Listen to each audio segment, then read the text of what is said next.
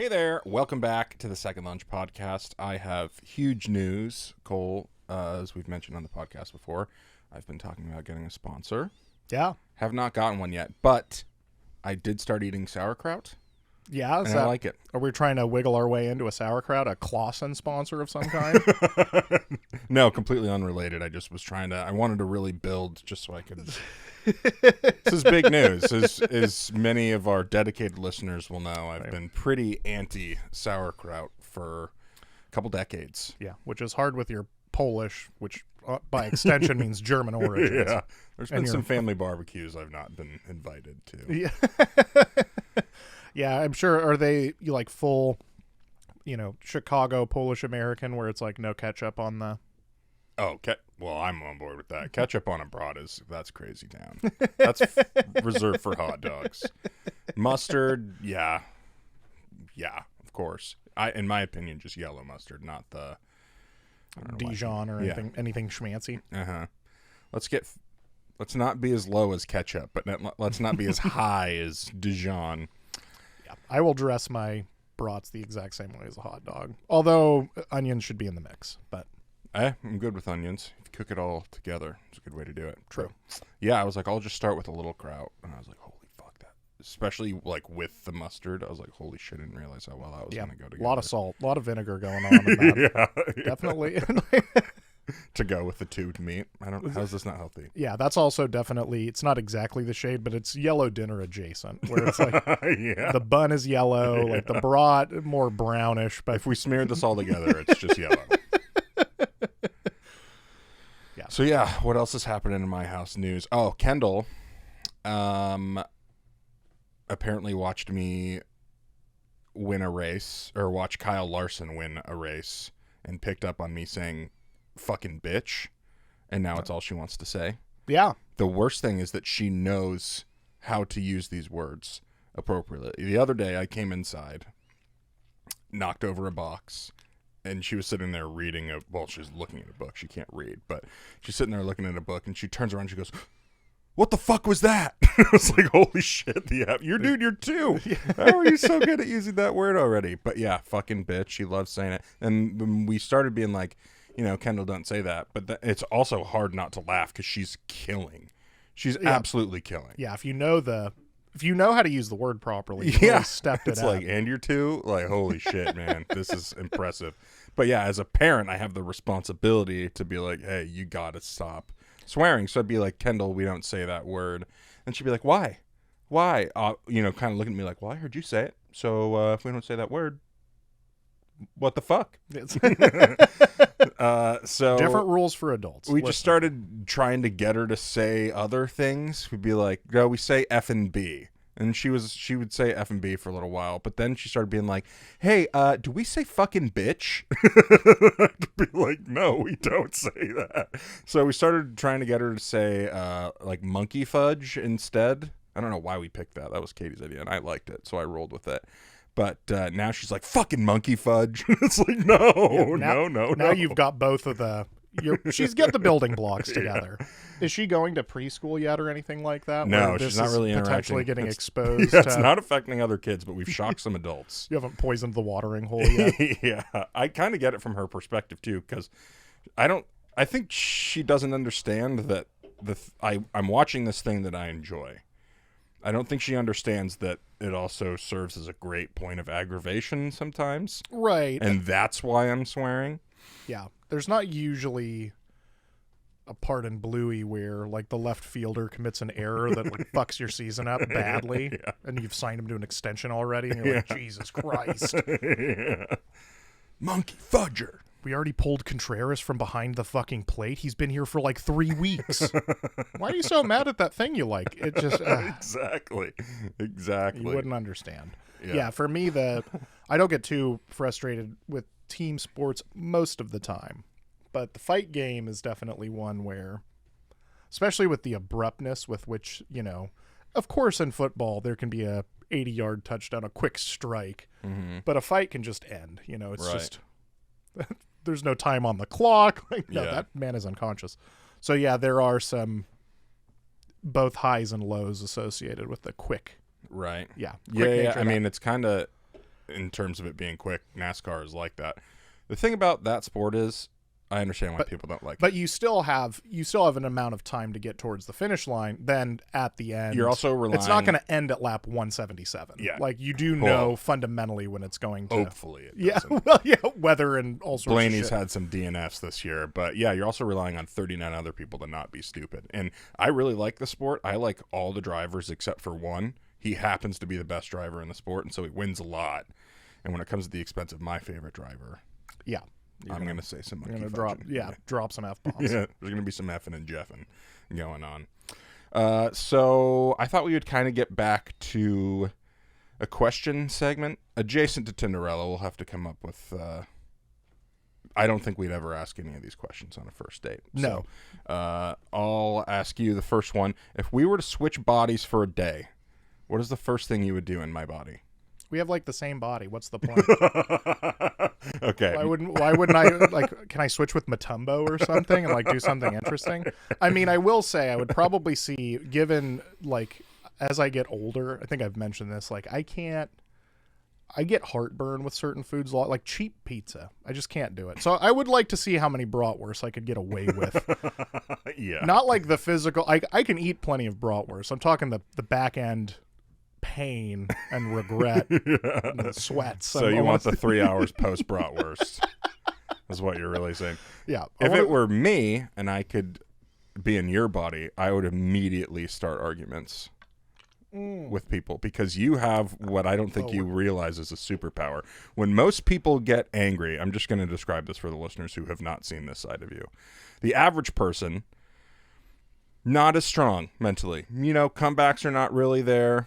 You maybe like you just get a little. I short circuit a little bit. I just get like my head gets hot and I'm like I can't fucking I can't even get out what I know I want to say. But it's almost like you just you turn your intelligence down to like 6 just so you can exist with everybody else. And then when one of them pisses you off, you're like, all right, up to 10. Here we go. You get stronger when you get angry. It's incredible. I would love just one anti-vaxxer with Cole's brain. Oh, let me do it. It's flattering, but there are plenty of times where I too short circuit, and I'm just like, I just have to remove myself from this. Not like I can't think of anything. It's just like for me to be around this any longer. The blood pressure's simply too high. Yeah, I'll just die. Like I'm way closer to cardiac arrest than I'd probably like to admit. So, you gotta walk away sometimes. Okay, next question. Are there any foods you eat in an odd manner? That is a good question. I don't know if this counts as odd, but like when I eat a banana, I get rid of the entire peel right off the bat. I do the same thing. You're out of here. Yeah. Like, I'm only going to eat half. It's like, I don't need a handle for this thing. I'm going to destroy this in about 3 seconds. And you still kind of need to wash your hands. Yeah. I do the same thing. It's funny. I get it completely naked and I'm like, maybe should have held on to that thing that was protecting me from this weird stuff on my fingers, but whatever. I have never learned. I open bananas, people say the wrong way. I don't open with the stem at the top. I open from the other side. When I've you heard do that's the right way. That's what I've heard too, which is why I started doing it. And then you don't get the weird string stuff. So now I'm just one of those people. But every time I do it, every time somebody has seen me do it, they've been like, "What the fuck are you doing?" That's I would insane. think that at this point you'd at least heard that that's like a concept, like the upside down banana. I don't think people are doing the banana research that we're doing. Admittedly, if you did that with like the milk carton, it'd be like, Chris, whoa! You're going to want to stay on the triangle side of things. I'm drinking the whole thing, so. I will say, I don't know if this counts as eating something in a weird way, but I have never bought a chocolate milk and not finished it in 20 seconds. Strawberry milk here, same deal. Yeah, it's got to go.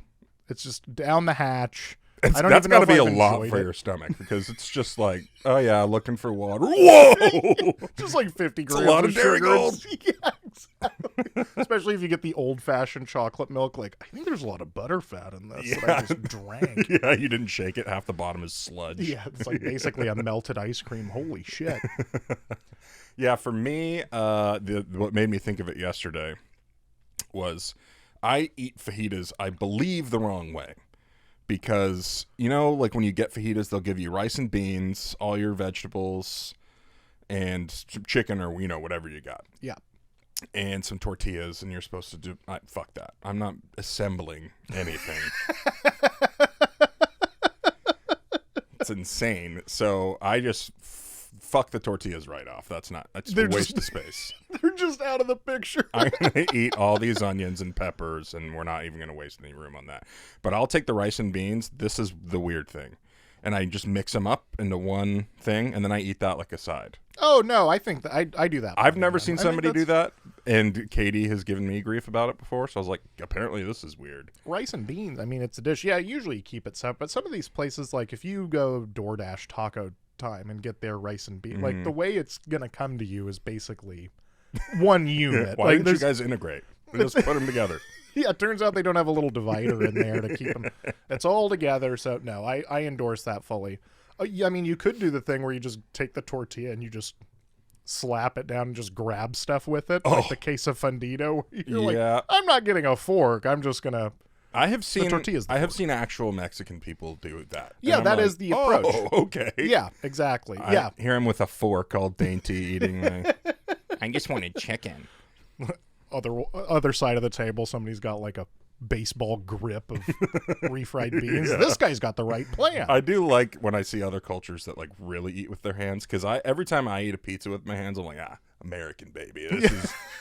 I'm an American man. Hamburger, hot dog. What are other hand foods? But then if you see like people in India, Ethiopia, where you're like, oh, I would make a huge mess. There's a technique here. Yeah. Like I know if I'm doing it, there's shit dribbling down my wrist. There's also a comfort with just stickiness and things.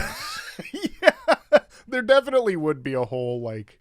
It's also a lot of like evolution for myself group there. setting, so it's like people's hands are just in there. Oh, I've never minded that. I grew up with Mike, the least germophobic person that showered like 11 times in his life. That gets me a little bit. I remember when the first time me, Katie, and her family, I just said it like Cookie Monster. Katie, her family, and I went out and got Chinese food. They will always get like 6 dishes, and then everybody has some. Stressed me out so fucking much just because like that's not how I do it. I'm getting Kung Pao, and I'm going to have Kung Pao. I love the family style, and admittedly, a lot of those Chinese places I do, too, with my family. But this was like, I don't know, the third time I'd ever been around them. I was like, whoa, man, this is... I will say, if you've got 8 people at one of those booths, it's like, just too many arms. Like, I don't know if this is like a tick of mine or a mental health issue. The cashew chicken's way over there. I'm going to have to ask like 3 people just to get it here. Yeah. There was a time I was at a buffet in Vegas at my bachelor party, and I was like, guys, this has been fantastic, but I've had 180 people walk behind me, and I just can't have people walking behind me. I got to go to a machine for 5 minutes. Like, where I was positioned in the restaurant. Right. Like, I didn't know that bothered me, but after the 200th guy in 12 minutes, I had to go somewhere. Yeah, the third elbow or like some lady's hair. Like, okay. Just somebody, like, it's like there's always somebody within 8 inches of my neck, and at a certain point, turns out that's a trigger for me. And it's not even the same person? No, never once. It's always, I'm in the assembly line, like you're saying, of these people are on the conveyor belt of shit, trying to get their crab legs at the Bacchanal in fucking Caesar's Palace. Yeah. The other one I was thinking, do you know anybody who eats pizza backwards? No. I mean, I remember that as like a Pizza Hut promotional thing. Do people actually do that? I had like the stuffed crust. I had some friends, regular crust, growing up who would eat it backwards, and I remember asking why. They probably got it from that commercial, would be my guess. But they were like, "Well, you get the crust out of the way, and it's all the good stuff." The rest of the way, I'm like, just don't eat the crust. Yeah. Just cut the crust. I'm not even pro don't eat the crust. We've talked about this on the show before. Yeah, but if you're that opposed to it, it's like an obstacle for you. Or just, dude, it's the handle. Yeah. Treat it like the bones of the pizza. All it's doing is preventing your hand from getting crazy greasy. Like, that's why it's there. So you can hold it. And if you've ordered Pizza Hut, you've already jumped that shark. Because... See, here's my method for eating just one, let's say one slice of pizza. I know it's 9, but we're going to talk about the first one. You take that first bite, free and easy, nothing but the first bite of pizza in your mouth. Yeah. After that, I'm taking a big chunk out of the slice, a little bit off the crust. So it's always kind of Leave yourself some handle till you get to the end, and it's just like perfect amount of pizza and crust left. But yeah, I like to have. That's fair. Yeah, you're integrating it a little. Nobody bit. wants to get to the end and it's just crust. I get that. I fold mine and I just go straight up crust. And if the place is good, like Pagliacci or Stevie's Famous over by our house, I'll just smash that whole crust. But if I get to that point and it's Domino's, like, sorry, you're pizza bones. You are the equivalent of like the bone of the drumstick. I've got what I wanted out of you. You already lost me at Domino's. That's Shane and I have gotten in so many arguments about Domino's. I just can't eat. That is the one. There's only like 7 food items I would say that I don't like, and I think I've told you most of them are just certain dairies. Like, not a big cottage cheese guy, as we've discussed. Yeah. Ugh. But very few things I don't like. But just like a broader cuisine, I can't eat this cheap pizza. It is so salty and crazy most of the time. Half cardboard. It's nuts. Like, and it makes me feel horrific. I have eaten disturbing amounts of fast food burgers and never felt 1/10 as bad as I had 3 slices of pepperoni from Domino's and I feel like I'm gonna croak. Right. Like, that is, I don't know what is going on with there. This isn't very funny. That's an investigation episode. We got to figure out what is going on. We do have some food John's videos that are going to be coming up here soon. All right. Do you think heaven is boring? For sure. I think there's no way it's not. Yeah, it's got to be. I mean, unless they have the wherewithal to kind of like think ahead, which, I mean, it's God. He might have had big plans. There's a Billy Joel concert every hour on the hour. Yeah. You've got to sneak in the occasional. But then even then, he can't play Only the Good Die Young. I mean, yeah, you've got to throw in the occasional B-side no one wants, so that when he comes back with like Piano Man, you're like, oh, fuck yeah. Which is funny because Billy Joel concert every hour on the hour. Heaven for me, probably hell for Billy would be my guess. Yeah, definitely. I would hope that they've done some sort of molecular split on Billy and that Billy's enjoying heaven separately from the hologram that I'm watching perform or whatever. Because, yeah, like Stevie Ray Vaughan having to play fucking Texas Flood for me every couple hours. Stevie, bang it out again. Dude can't even write a new track in heaven. Still has to play the old stuff. That's what I'm saying. No matter what, it's hell for somebody, right? The thing I was thinking is like, okay, well, there's no sex because that's a worldly thing. There's no reason to do it. That already, I'm bummed out. No, you aren't going to need to eat or drink. So you're telling me there's no bar. That's a big part of life for me. Well, you don't need to, but do you think the big man would just let you, like, it's just a thing you can do where it's like you have to poop? And you're like, well, some people enjoy it. You can turn that function off if you want to. I like that concept. You can go to your settings, but some people want to occasionally, sit on the toilet for a bit. Yeah, I just wonder if there's obligations. Like, is there still stuff you're obligated to do? Like, I don't know, Katie might want to see her family up there. I'm like, oh, fuck her family. Jesus. We just did this yesterday. Okay, if Billy Joel gets a hologram, can Chris send the Chris hologram to... So heaven's just holograms? Is AI taking over everything? I'm just trying to look for a scenario in which Billy Joel's not getting tortured with his own music, with his own catalog. Fuck. Oh. What did Billy do to deserve this? But yeah, heaven's got to be a little bit dull unless they throw in the occasional curveball, the occasional failure.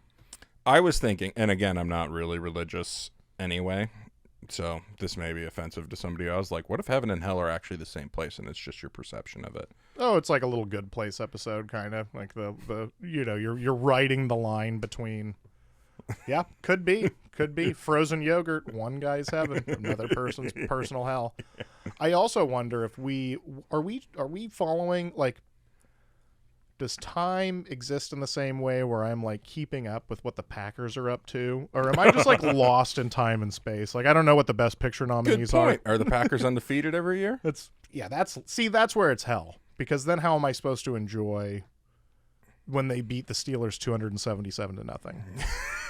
Like, you got to give me a few losses so that when that happens in the Super Bowl, I'm like, yeah! I'm really excited again. I'm definitely getting weird with the way I eat foods in heaven, because there's got to be no judgment in heaven. Yeah, assuming there even is food. That's what I'm wondering. Right. Because that's another, like, worldly thing. Like, we only do that because we're human and we have to do that to exist here. But in heaven, you don't need to eat food. Yeah. So but what if I want to? Yeah, you're telling me there's no brisket? This is not my heaven. All right. We have headlines.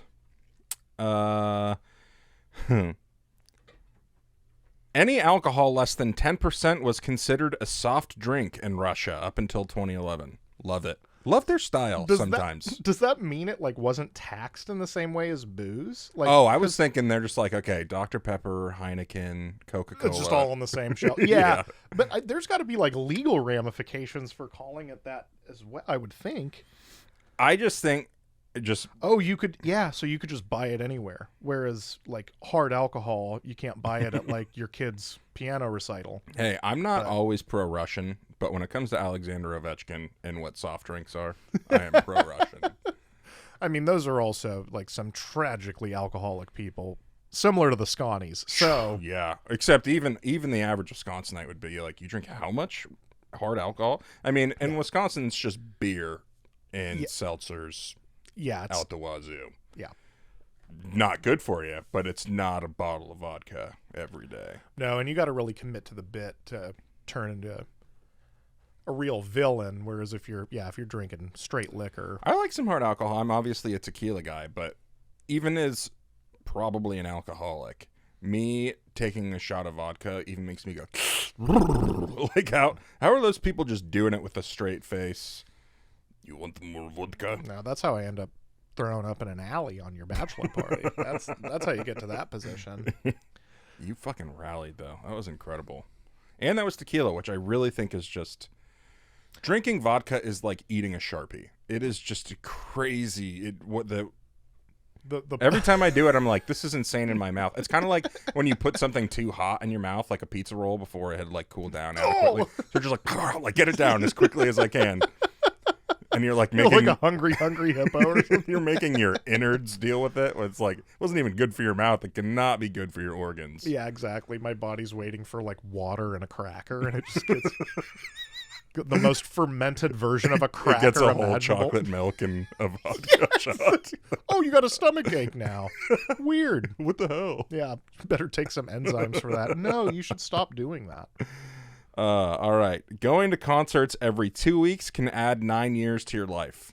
People are not doing concerts the way I'm doing them, I think. Not at all. And also, this is one of those correlation causation sort of things where it's no, if you have the friends and the social life to be active that often, then you'll probably...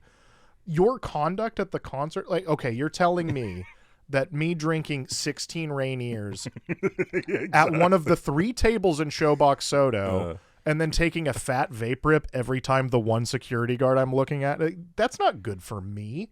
And then getting dicks on the way home? There's no way. Not a chance. Not to mention that even when I was not more of a 35-year-old lush just drinking in the back. Okay, so let's change the scenario. I'm up front. I've probably taken some stimulants at that point. And banging your brain around in your head. Yeah, as I'm just sweating out a probably unhealthy amount of fluid, considering that I have no water access because I'm in the pit. Yeah. So whatever. And what you're sweating out would kill the average mosquito. Oh, for sure. They're nowhere near. Bugs are fleeing the scene. They're saying, take me back. I'm smelling it away. The bugs aren't even touching it. Bugs are like, no, let's go find a good corpse. This guy. Not only are concerts not adding time to my life, I think I can say with confidence that they've taken more time from me than almost any other activity. Yeah, I was going to say the same thing. Okay, that's what I was thinking. My initial reaction when I read this was, clearly these people have not gone to a Royal Blood concert with me before, because there's no way. I was at a Flume show 12 years ago. This is a good example of microeconomics. And guy in front of us, shirtless, 6'5" guy in overalls. Normally a spooky character, but this guy was a friendly. Needed water, had no water, had an abundance of cocaine. So again, microeconomics. He needs water, we need cocaine. Bing, bang, boom. You're trading swigs for bumps. Again, this you guys is not both adding, thought the other was a mirage. This did not add 9 years to my life. I can promise you that. Right. It maybe subtracted 9 memories from my skull. Thought-preventing behavior going on right here. But Yeah. There was an encore? It's yeah, exactly. I had to take my second point of Molly and then just stared at the windshield in my car while I tried to sleep. Or back then, too, the festivals, just chain smoking. And not like chain smoking for a few hours when you're drunk. Like, just, I smoked 3 packs today. Yeah. Wonderful. Whoever wrote this is clearly, like, only seeing Weird Al or something. Yeah, that'll add a ton of time to your life. Well, I had an elephant ear. That might have... Shut up, nerd. Okay? And I say this as a guy who has tickets to Weird Al. So I love Weird Al. Yes, but that's I'm my just, first concert. But if you're going to tell me about how the fried dough is impacting your life, we're not playing the same game here. Right. I can't even imagine getting a beer at a Weird Al show. I imagine you walk up to the lights aren't even on at the booth. They're like, you need something, like it's a drug front, or like you need something else, but we only have the elephant ears here. The only brands of beer they sell are things from like cartoons. Like the only things they have are Duff. And Schlitz went out of business years ago. Yeah, exactly. Can I get a Modelo? Absolutely not. Modelo, what? I believe that's a slur. All right. This is a good transition. The urine of a diabetic person contains so much sugar that it can be purified and made into high-end whiskey. Okay, who's determining that it's high-end?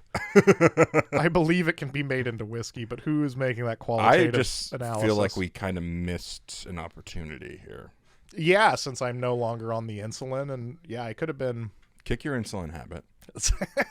I've kicked the habit. Let's get into the whiskey business. I got to get another round of DKA in. Stop moving. Eat some candy. Exactly. Little Debbie's.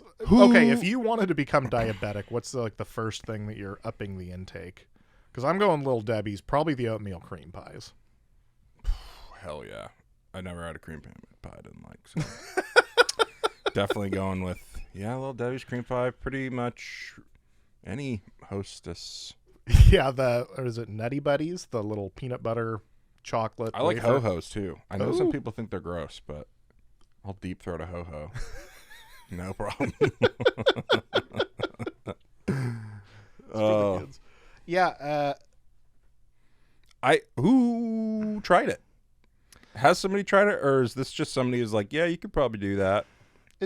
It's a really, so I'm reading this right now. It does say that it was more of a test of what's possible rather than what's makes sense to do. But it does say, experiment to highlight both the scientific possibilities and ethical boundaries. Ethical boundaries. Are you guys saying that you were thinking about making piss liquor and selling it to us? Was piss liquor on the table? Because what are the ethical boundaries unless you're going to sell it to me unwittingly? That's the only ethical. This sounds to me like people in Virginia have been doing this for years. It's just been, you've been pissing in your moonshine into your corn mash. Not even on purpose. That's how they found out. Some guy thought it was the outhouse. Well, he slept there overnight. Turns out it was the stall. Yeah. It's not. This was infused with a little bit of Bubba's urine and a lot of denim from his overalls because he slept in the mash pit last night. Oh, God. Yeah, I can't drink whiskey. I don't know what it is. It's the one thing I can drink a bottle of tequila and not feel great the next day, but I can carry on. If I drink more than 2 shots of whiskey, I want to fucking die the next day. And my buddy recently brought over some Japanese whiskey, which was like very clear. We got through the bottle that evening, and I felt good the next day. I worked out. Okay. And I told my dad about it. He's like, well, yeah, it's the less clear it is, it's the more like stuff is coming out of the barrel. That's what makes the whiskey. So I'm drinking fucking wood. That's what my body's upset about. Burnt wood. It's like maybe I'm not supposed to drink wood. Yeah, could be. Jesus Christ. At least like to keep vodka's potatoes. That's good. You can eat a potato. Yeah. Yeah. Tequila's agave. You could eat agave. Nobody's sitting down with a fork and knife and eating fucking wood. Well, it's not fermented from wood, but I hear what you're saying. Yeah, it's leaching all of that, all that shit. And yeah, for me, I've never been a big fan either. My dad always loved Crown Royal, so certain Canadian whiskeys, especially with, splash of Coke or 7-Up or something. But yeah, for me, I lack the strength of will or whatever you want to call it to enjoy it. Plus, I'm trying to, like, me, I drink a shitload of gin, or I go through my waves of doing it. I enjoy gin. Yeah. It's not work for me. It's not like, you know, it's not, I don't have to like learn my way around gin. I like it. It works. So yeah. So power to the folks that are big fans. Now the more I get into like the NASCAR circles, I have one friend who likes NASCAR now, so I have somebody else I can bother about it other than you. And the deeper you get in that direction, the more these people like whiskey, because that's just what Southern people... I think they have to do it because they still make all the faces that you don't make if you like something. Yeah, you didn't enjoy that. Drink something you like. Yeah. What are you doing? Yeah. Now, were they drinking something good, or was it like me with Evan Williams, where it's like, yeah, nobody likes that, buddy. Nobody's a big fan. I think the only whiskey, well, I had Bullet Rye, loved that. There's some whiskeys and bourbons that I've had that I really like. The whiskey we had in Ireland was pretty damn good. I buy that. I buy that. I don't know. There's so much shit whiskey here, man, because people will just drink it. And for me, the one persuasion that I don't do as well with is the bourbon. Like the Canadians, the Irishes, I do those okay, but the bourbon just never really resonated with me. All right, cool. This one isn't even that. It's kind of funny, actually. Harvard Law School bought a copy of the Magna Carta for $27. Turns out it's actually an original. When did they buy it? Do you know? I believe this said it was in the 80s that they bought it, and then somebody was recently looking through the archives, and they're like, that looks like the real deal.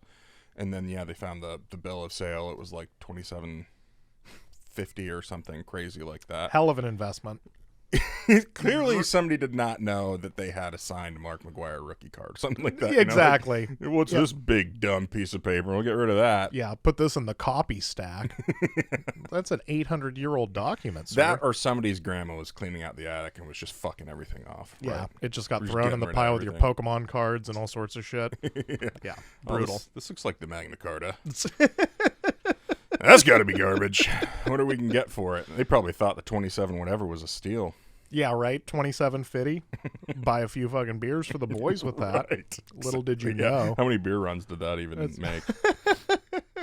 When in Rome, as you know, I'm learning about the Roman Empire, one stupid detail at a time. Not any of the important stuff, but things like, why are the penises on all the statues so small? Turns out there's a couple reasons. It really started with the Greeks. The Greeks are the only people who have been so obsessed with the nude male form. They started the working out naked deal. This was a whole thing for a while. People didn't wear clothes working out until well after Jesus Christ had perished, which is crazy. Is crazy. Yeah, it just seems risky. People were not doing squats or deadlifts. Yeah, there's simply no way. The squat just seems like you're really trying to put on a particular show. No way your cock could get in the way. See, for me, I have nothing. I'm not remarkable in that regard. I'm worried that my balls on a squat would literally... Picturing a naked man squat's pretty funny, actually. Yes. Just a little dangle at the bottom. Yeah, I mean, that would be the closest thing to a replication of truck nuts that, like, an actual guy could do. That. And can you imagine, like, if you were on the set with, like, the Jackass crew and somebody just hammered you on the Rusty Peaches mid-squat? Like, I would feel very uneasy. I'm all exposed. Right. They're big fans. They were big fans of it, which is fine. I mean... Just getting my prunes obliterated. I can always appreciate somebody who can look at something atrocious, ugly, and think it's beautiful. To look at a naked man that is not erect. Who's, like, struggling through his, like, third set. Yeah. His knees are shaking. Yeah, this isn't Arnold, like, doing the bodybuilding poses. This is Arnold on a Saturday putting in the work. Exactly. So good on them for being able to appreciate that. But there's two reasons for the small wieners. I think we've talked about the first one before. They believed then that a large penis was associated with low intelligence. So the smaller your penis, the smarter you were. Sounds like bigger. something a guy with a little penis would come up with. I got a big old brain. Exactly my thought. Oh yeah, I'm smart. Okay. And some guy with a hog does long division in front of everybody. You're like, fuck. The other more realistic reason, this one makes sense to me, whereas, yeah, like you just said, somebody made that one up to get themselves in better graces, is that they really liked showing people after battle. That's when, like, most of these statues and poses were.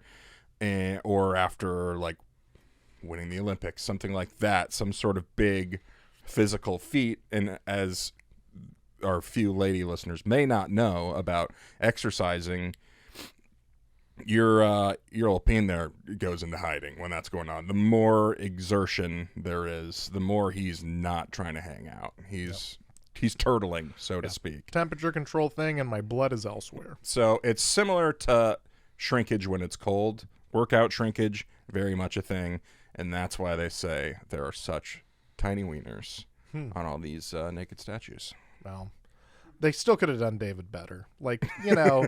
Give him a hammer. Yeah, regardless of, authenticity and accuracy. Have you seen the size of that guy's hands? Mm-hmm. It's not anatomically accurate in its own right. He had to be jacking like this. One finger, one thumb. Yeah, there's no other way. His hands are like Kareem Abdul-Jabbar. Like, proportionally to, like, because he's like an 11-foot statue. Yeah. So, of course, his hands are bigger. But even for his body, they are mitts. Like, yeah. He's got some Andre the Giant. Or he's got some growing to do still. Right, he's still... God, is this guy going to get like 14 feet tall on us? Jesus Christ. He might be it's like a dog with big feet. Serious grower, though. It's true. Would pretty much have to be. Yeah, when you're 11 feet tall, it's like it'd be kind of weird if you're not. At least just proportionally, again. Yeah, that was another thing I've read, more penis research, that taller people actually don't genuinely have bigger penises. They're still like on the same average. Like you could proportional to your body. No, like the same it is same truly. size. But the reason that exists, at least in America, English, this is a common misconception in English-speaking countries, is there's a lot of tall African American people who do, on average, have bigger penises, and so they have just incorrectly associated the penis length with height rather than. Is Hakeem Olajuwon got a huge dick because he's a basketball player? So it's double huge because he's tall. Why are you talking about Dikembe's dick so much? Listen, dude, I just want to know the why, okay? The origin story. Man, we should have called the segment Cock Talk. Well, let's see how recurring it is. And it deserves a name of its own. All right. Gucci or Greasy, this happened to me years ago, and I still think about it. This happened to me at least a decade ago, and I still think about it. I was on the treadmill at the gym. Another guy who was also on the treadmill at the gym asked for the remote. He changed it to the Food Network.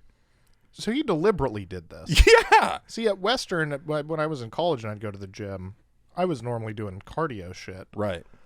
So all the little TVs that like you'd personally have on the machine, when you turn it on, it would be Food Network. And I was like, is this just like a Western setting? Is somebody leaving it on this? But now I'm getting the impression this was at 24 Hour Fitness where out. there's like, 30 treadmills and like 15 TVs.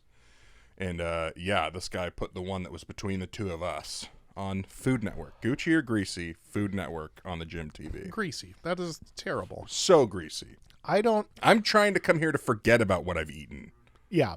That's why I'm here. This is the problem. I mean, I'm looking for... There's something about the type of distraction I'm looking for, I guess, that...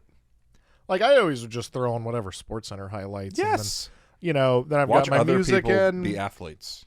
Yeah. I got 45 minutes. Boom. Every once in a while, like, if it... Say they were playing, like, sports replays. It's like, yeah, I'll just find something else, like, random. It's background noise anyway. Like, fuck it, I'll throw on the news for 20 minutes. But... Yeah, food, that's the last thing I need to literally be the confronted exact with. last thing I would put on. Yeah. I would even watch, like, competitive beer drinking. C-SPAN. Something I can't even Senate understand. bill. Yeah. Where's the Korean TV channel? Put on anything else. I can understand Korean better than I can understand this fucking omnibus bill.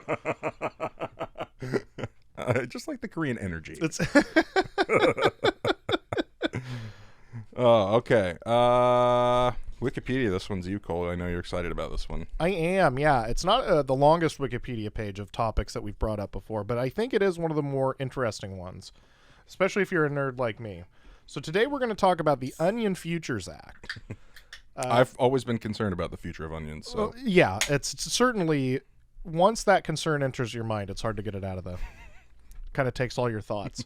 So this law, I want to be clear, this Futures Act only applies to two things. It applies to onions. Yellow onions and purple onions. So later on, they did make an addendum where they added actually box office receipts, like movie box office receipts. And we'll get into that. Yeah, and it's partly because this law already existed and it was easy to like sidecar it onto that. I was going to say, what is movie tickets secretly made out of onions?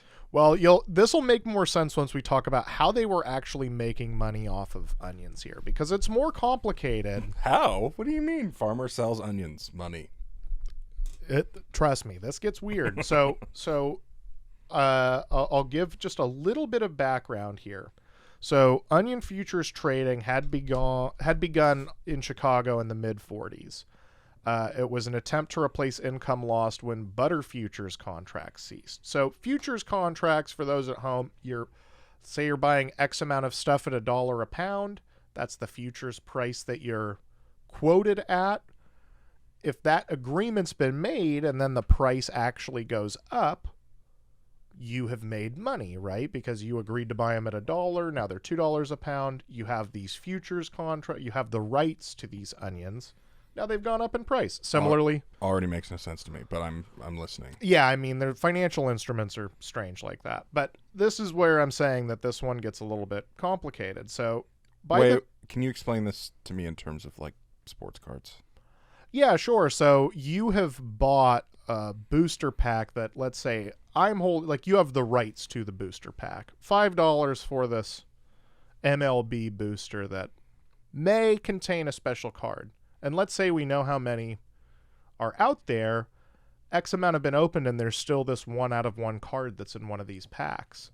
So now the value's gone up because people want to rip this 1 out of 1, Jackson Churio card. Mm-hmm. So you bought it, you pre-ordered basically for $5, but now because of all this other activity that's gone on, the value today is actually maybe people will pay $9 or $10 for it. Okay. So it's like having the rights in advance. And so what these guys had done, so by the mid-50s, onion futures contracts were already the most traded product on the Chicago Mercantile Exchange. In 1955, they accounted for 20% of its trade. So this is where it begins.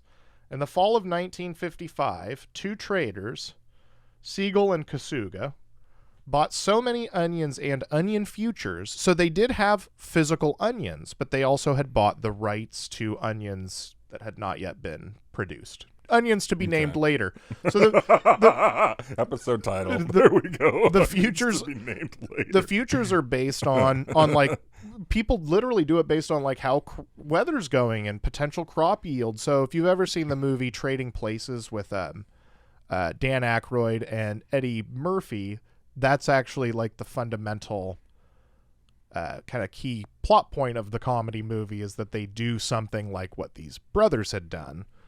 But they were trading futures of orange juice contracts. Mm. So similar concept. So millions of pounds of onions were shipped to Chicago to cover their purchases. By late 55, they had stored 30 million pounds of onions in Chicago. What? How? Nobody really knew that they were doing this. And they would have had to have had the money. They had to have had some successful trades beforehand to start to corner the market. But onions can go bad. You can't just sit on onions. Yeah, we will get into that a little bit. Also, at some point, you're saturating the market. It's worth less. And this is where they actually made money. And that's where this is more complicated than just like, we'll corner the market and drive the price up. What they did was actually a little bit more creative than that. So They soon changed, so they had 30 million pounds. They soon changed course and convinced onion growers to begin purchasing their inventory by threatening to flood the market with their own onions if they did not. Like, you better buy it from us at this price, or we'll put so many onions out there you'll never be able to sell your own. Oh my God. As the growers began buying onions, Siegel and Kasuga accumulated short positions. And a short position, the simplest way to describe it is you are betting that the price is going to go down. There's instruments that allow you to say, and basically imagine it this way. If Fred Meyer stock is $100 a piece and you want to short the stock, you'd be like, listen, I'm trying to remember the exact way to phrase it. Like, loan the lender my stock that's currently worth $100 because I think in the future it's only going to be worth $90. So if I get rid of it now when it's $100 and then later I buy it back when it's $90 because I shorted the position, I made $10 because I sold it for $100, I got it back for $90. So these guys had opened all these short positions, basically betting that onion prices were going to drop, which they knew would happen because they controlled all the fucking onions. Oh my God, that's crazy. So I cannot believe the premise of somebody who's like, dude, it's onion season, dude. We got to get in on this onion game. And like, to what extent do you want to get in? All of them. I've done this. All of them? I've done this with baseball cards before. Like when Steven Strasburg was a rookie, that was a whole thing. Knowing that was coming, so even before he was a rookie, I was like, I'm getting all the Strasburg shit I can. And I sold it for more than I got it for. I wasn't making a killing. I would never have thought to do it with onions. Yeah. Onions, yeah, that's big thinking. Well, now you can't because of these two fuckers. So they also arranged to have their stores of onions reconditioned because some of them had started to spoil. They shipped them outside of Chicago to have them cleaned, repackaged, and reshipped back to Chicago. The new shipments of onions caused many traders to think there was an excess of onions and further drove down prices in Chicago. By the end of the season, in March 1956, the markets had been flooded so thoroughly that a price of a 50-pound bag of onions was down to 10 cents a bag. The bag itself actually, at one point, cost more than the onions that it held, which meant the onions had a negative value. Oh my God. Like, the bag was 10 cents, but the bag of onions was 8 cents. So the onions were actually negative 2 cents. So many onion farmers went into bankruptcy. Oh my God. A public outcry ensued among onion farmers who were left with large amounts of worthless inventory. And many farmers had to pay to dispose of all these onions they had accrued. Jesus Christ. This was so thoroughly fucked that they created a whole law just for onions because frankly in terms, because people have tried to corner markets and do weird shit like this before, but a lot of the time it frankly doesn't work. They end up fucking themselves. The Hunt brothers, Lamar Hunt, who owned the Chiefs, the Lamar Hunt Trophy, I believe, is the AFC Championship. Him and his brothers in the 80s tried to corner the silver market, and they controlled a huge amount of it, but they didn't get enough to like manipulate the price, and they lost a few $1 billion in the course of a few weeks. My God. Yeah. They were able to recover, but yeah, they almost destroyed themselves. So yeah, that is the Onion Futures Act, which I probably didn't describe as well as I could have, but so wait. What is the act itself? You can only control so much of the market, or what? I think the act actually prevents people from trading onion futures at all. You no longer can trade onion futures. Now, there are other goods that you can trade. Futures. There are other goods that you can still trade in this way, but nobody has at least successfully ever done that same thing to warrant legislative action, with the exception of they did do this with motion picture box office receipts. And I don't know the full story there. I know that the MPAA lobbied for it, but you can fuck with... A company could short how much they expect to make off of a movie and then deliberately not put the movie out in a lot of places as a way of guaranteeing that they could win that bet. Well, obviously you'd lose money by not putting it in theaters. Yeah. So there we go. People are shady. Okay, we are running a little low on time, so I'm going to keep this guy moving here. This week in history. May 30th, 1883, in New York, 12 people are killed in a stampede on the recently opened Brooklyn Bridge. Have you ever been stampede level excited for something? Pretty much every day of my life. Yeah. I think I would get caught up in a stampede, no problem. It's like, oh, we're moving? Let's go. Let's fucking go. You just think you're impressionable enough to get caught up in the... I'm pretty excitable, yeah. I feed off people's energy. So I can't even give you one specific thing. As a kid, for me, it would have been something like probably the PlayStation 2. I would have been pretty... I would have stampeded for a PS2. You would have killed a couple people at Walmart. Yeah, on Black Friday. got my throat stepped on. Yeah. Oh, I got Furbies. I think otherwise, though, I'm trying to think. I mean, I have run to the front of a few concerts, but I don't...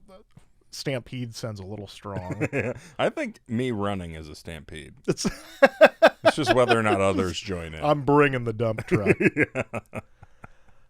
All right. May 31st, 1879, Gilmore's Garden in New York City is renamed Madison Square Garden and is open to the public at 26th and Madison. What non-Bucks arena would you most want to see a basketball game or a concert? Madison Square Garden. I want to see Billy Joel at Madison Square Garden. That's a big episode for Billy. And I want to see the Rangers play at Madison Square Garden. Oh, that's a great MSG is the longest continuously running hockey venue in the world, I believe. Oh, really? I know there are original 6, and then I'm guessing a lot of those other teams have replaced their original digs. Yeah, and there's hockey in a lot of other places, but yeah, exactly. I think a lot of people, but yeah, MSG, I would love to. It's iconic. Yeah, that's also my number one. It's a boring answer since we both gave, but I mean, all Evers Frazier happened there. Like, I mean, in terms of being able to see a fight somewhere, I mean, that to me is like no brainer. That if just anywhere in the world, where would you want to see a fight? Madison Square. Madison Square. If it was MMA, Saitama Super Arena in Japan, but boxing, take me to Madison Square. Right. All right. June 2nd, 1962. During the FIFA World Cup, police had to intervene multiple times in fights between Chilean and Italian players in one of the most violent games in soccer history. Have you ever been concerned for your safety at an event? I was at the Fail Mary game.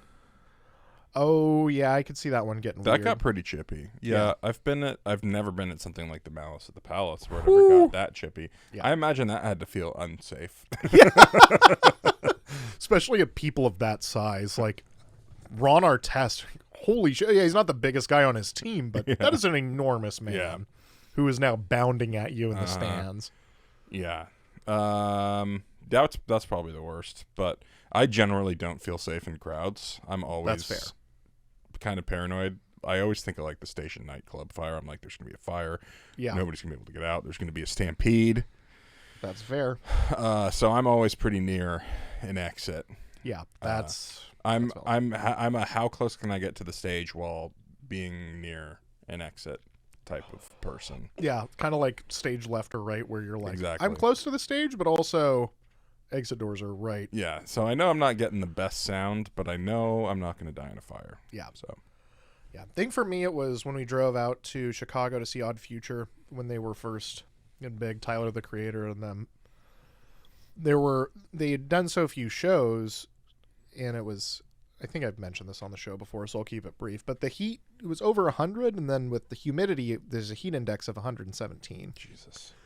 And it's an outdoor event, so we're standing there waiting for Odd Future, and by the time they get on, we're all pretty cooked already, and the level of activity and everything, it was just nuts. I've never had so many people ask me to get them out of a pit.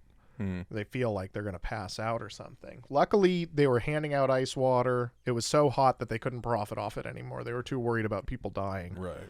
So nothing really bad happened, but you can easily find footage of it from the Pitchfork Music Festival. It was very sketchy. That would be my number one. Never really a sporting event where I was too worried. I've seen fights at UFC events, but it's always like two idiots and you're just watching from 10 feet away going, well, that's the way that goes sometimes. Okay, final question. Wait, I have a different answer. I just remembered it. Brian Scalaro, who we were supposed to have on the show, but unfortunately will not be able to come on in the next little while, was doing a show at Laughs, and there were these... This was in Laughs in Kirkland. I'm going to try to be fast. I know we're running out of time. It was an L-shaped room, which basically right in front of the stage, it went back a ways, and then side stage, there was basically a corner off the corner of the stage, and you couldn't really hear what was happening on one side of the room when you're on the other side of the room from the audience. But when you're on stage, obviously you can hear everything. So there's people heckling Brian from that side of the room. And it was like a woman's birthday, and she had like a shake weight and was making dumb jokes that people made with shake weights back when that was a thing. And so he tells him to shut up nicely the first time, but this is ongoing. And the other side of the room can't even hear what's happening, so they just think he's getting sidetracked on nothing. And so they're getting annoyed, which makes him more agitated, which... This all came to a head when he said he hoped that she got hit by a bus covered in AIDS, which is the most insane thing I've ever heard anybody say. But clearly a joke. And, dude, I thought the place was going to come apart. People were, like, getting up and leaving, like, storming out, like, truly, truly angry, like angry mob. And I'm tucked in the back corner hosting the show, knowing that I have to go up and be like, give it up for Brian Scalaro, everybody. Yeah, bad situation, not Brian's fault. Maybe could have been handled differently, but I don't think he really knew the dynamic of that room when it happened. And ooh, man, that was rough. Hindsight's 2020. Yeah. All right. I think that is a perfect endpoint, actually. So bus covered in AIDS. Yeah, exactly. Perfect. All right. Thank you guys for listening. Please like and subscribe. Follow us on TikTok, Instagram, Facebook. Is there another one? X. All the places. YouTube. Yeah, we're on X. So that's basically where I post food stuff. But anyway, thank you guys for listening. Jordan, love you all. Bucks and Six.